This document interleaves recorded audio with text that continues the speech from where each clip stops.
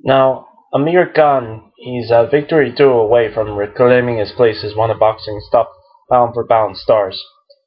Because of his long, well, I guess how long the Bolton-born brawler has been facing top fight competition, it's easy to forget that he is in fact only 26 years old. 2 years ago, with everything going his way, Khan was derailed from becoming one of the sport's true pound-for-pound kings when he fell to Lamont Peterson in a controversial split decision there. Now, when there came out that Peterson tested positive for performance-enhancing substances following the match, but obviously the damage was already done, and the bout was already over. And thing about this is, Khan was being mentioned as a potential foe for Floyd Mayweather Jr. Prior to that defeat as well. So that fizzled out. I believe it was at the end of 2011 after that loss. So as bad as the Peterson loss was in terms of momentum, what really set Khan back was his 2012 loss to Garcia. Unlike in the case of his prior defeat, the youngster had no excuses to fall back on. He simply got outclassed to a fourth round knockout, and that was the end of that story. So realizing that it was a turning point for his career, Khan made some changes. He got rid of Freddie Roach, and correctly noting that he would never get the attention he deserved from Manny Pacquiao's trainer. So in his place, Khan brought in Virgil Hunter, Andre Ward's longtime trainer. A decision paid dividends immediately, and this past December, Khan took down Carlos Monilla with a relative easy en route 10th round knockout victory.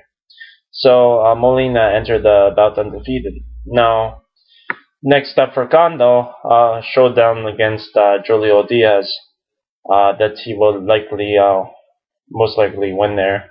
So this match shouldn't be regarding as anything other than, kind of a warm-up bout.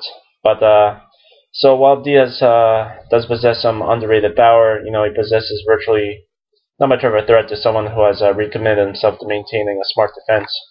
The days of Khan, running around at his foes when he cut ties with Roach. So he has more of a cerebral approach now. So Khan will most likely make quick work of Diaz, and then he'll move on to what he really wants to be.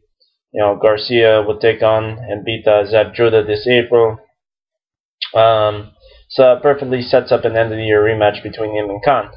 I'm presuming that this newfound focus of Khan will be able to help avenge his prior defeat. Now he will then put himself in a position to take on the road's best again. Now Floyd Mayweather Jr.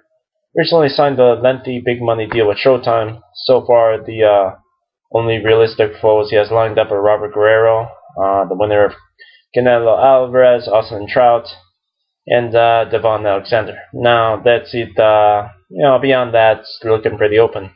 Now if Khan can get past Garcia, it's a virtual luck that he will get a shot at Mayweather before it's all said and done. Now, and if Mayweather opts to avoid Khan for a year and change, the 26-year-old always could target a match with Manny Pacquiao. Now, you will recall the only reason the pair refused to fight in the past is because Roach pledged his allegiance to a Filipino star, and they're friends. So neither of those things figures to be a problem with that situation anymore. Now, I guess it all starts with a win with Diaz, obviously, but so long as Khan doesn't stumble, his path back to the top of boxing's pound-for-pound charts is looking pretty clear.